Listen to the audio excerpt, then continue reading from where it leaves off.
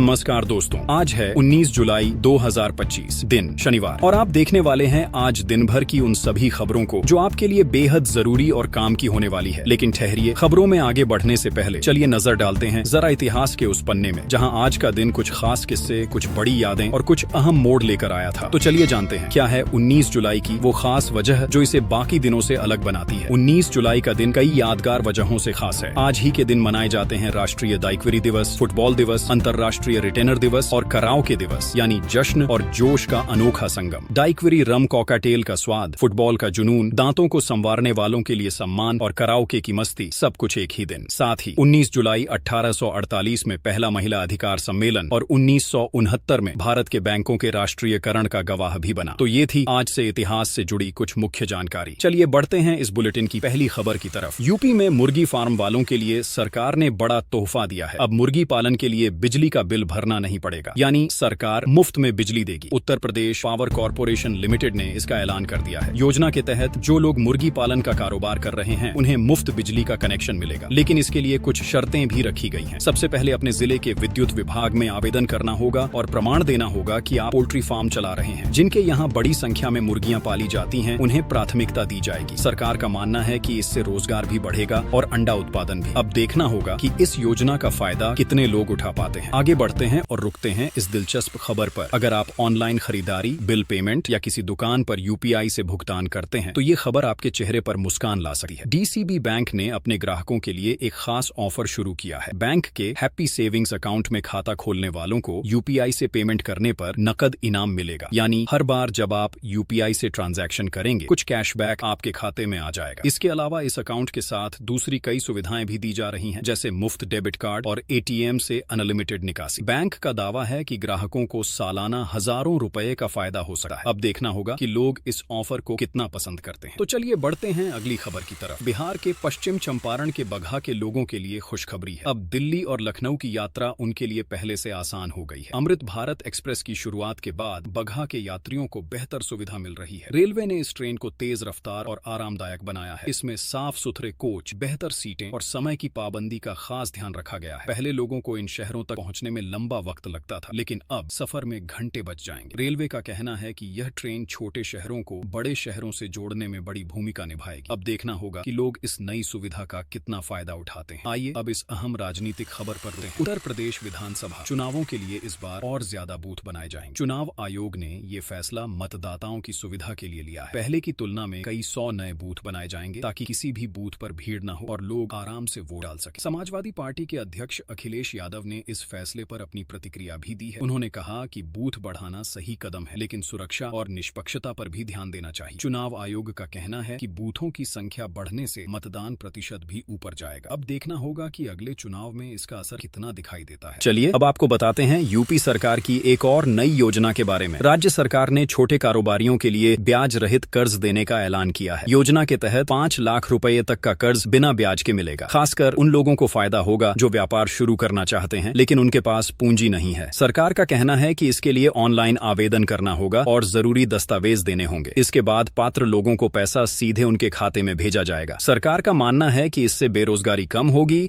और बाजार में रौनक बढ़ेगी। अब देखना होगा कि कितने लोग इस योजना से अपना सपना पूरा कर पाते हैं। अब रुकते हैं इस हैरान करने वाली खबर पर। उत्तर प्रदेश के शामली में एक ग्रामीण तब हैरान रह गया जब उसके घर 8,200 रुपये का बिजली बिल पहुंचा, जबकि उसका दावा है कि उसने महीने भर में मुश्किल से कुछ यूनिट ही इस्तेमाल किए। ग्रामीण का कहना है कि उसने बिजली विभाग में शिकायत की, लेकिन अब तक कोई सुनवाई नहीं हुई। गांव वालों ने भी विभाग पर लापरवाही का आरोप लगाया। बिजली विभाग के अधिकारी कह रहे हैं कि तकनीकी गड़बड़ी की वजह से बिल ज्यादा आया होगा और जल्दी ही इसे ठीक कर दिया जाएगा।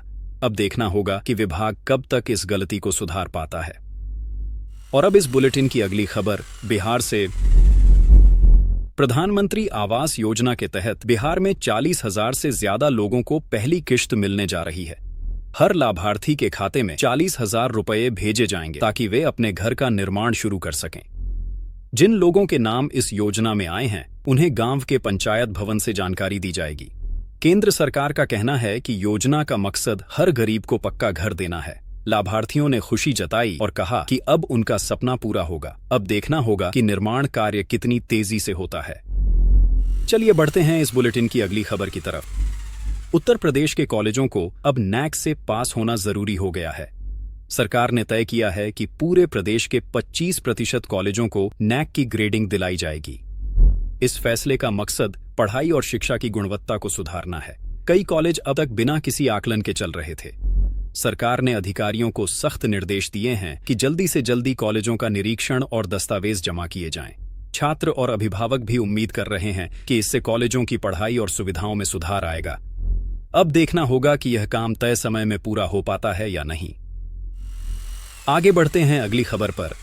मिर्जापुर में बड़ा रेल हादसा होते होते बचा। यहां 3 डिब्बे पटरी से उतर गए। जैसे ही इंजीनियरों ने देखा, तुरंत काम रोककर मौके पर पहुंच गए और सुधार का काम शुरू किया। यात्रियों में हड़कंप मच गया, लेकिन किसी के घायल होने की सूचना नहीं है।